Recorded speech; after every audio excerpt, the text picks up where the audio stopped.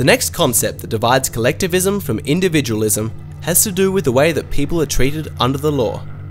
Individualists believe that no two people are exactly alike, and that each one is superior or inferior to others in a huge variety of ways, but that under the law, they should all be treated equally. Collectivists believe that the law should treat people unequally in order to bring about desirable changes in society. They view the world as tragically imperfect. They see poverty and suffering and injustice, and they conclude that something must be done to alter the forces that have produced these effects. They think of themselves as social engineers who have the wisdom to restructure society to a more humane and logical order. To do this, they must interfere in the affairs of men at all levels and redirect their activities according to the master plan. That means they must redistribute wealth and use the police power of the state to enforce prescribed behaviour. The consequence of this mindset can be seen everywhere in society today.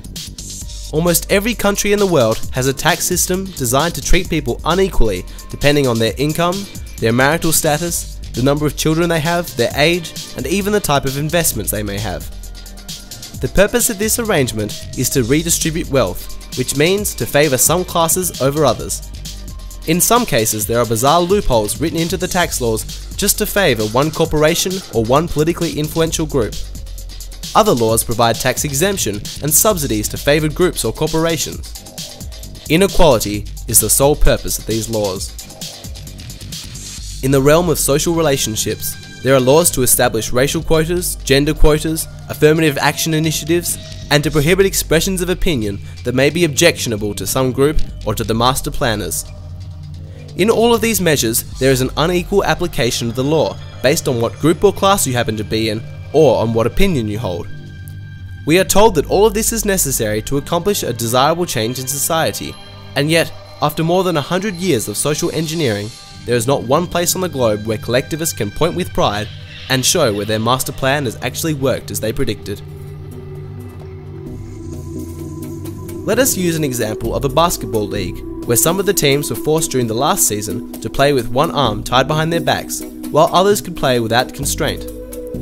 Of course, neither individualists nor collectivists would consider this arrangement fair. Now suppose that someone proposed for the next several seasons, those teams whose players had been untied were now to play all of their games with one arm tied behind their backs, while those who had been tied up now had both arms free.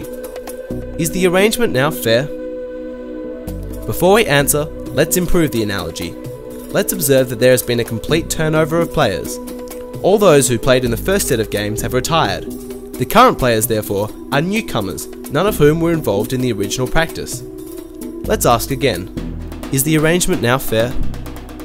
It is important to identify one crucial premise in this example. It identifies the players as individuals, rather than members of a collective team. Let us use a more contemporary example of groups who, historically, have had the rules of the game biased against them, such as the indigenous peoples of Australia and Canada, or the Native Americans of the United States.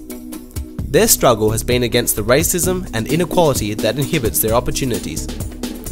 Both collectivists and individualists would agree that the rules of the game need to be changed so that they can play with both hands untied. But what would we say if collectivists went even further and changed the rules so that the ancestors of native people were guaranteed employment, given welfare payments, or even made exempt from paying taxes just because they belong to the group, regardless of how well off the individual may be? In their quest for equal rights, is the collectivist strategy for swapping negative inequality for positive inequality likely to be successful? The individualist believes that this path breeds further resentment as it continues the fostering of a society that only sees each other as members of groups, eternally different and forever struggling for preferential treatment under the law at the expense of others. There have been many books written about the collectivist utopia, but they have never materialized in the real world. Wherever collectivism has been applied, the results have always been more poverty than before, more suffering than before, and certainly more injustice than before. Individualism is based on the premise that all citizens should be equal under law, regardless of their race, religion, gender, or political opinion. No class should be given preferential treatment, regardless of the merit or popularity of its cause. To favour one class over another is not equality under law. In the final part of this series, we explore the proper role of government. We look at the difference between an individualist and a collectivist state and where each government will take its society.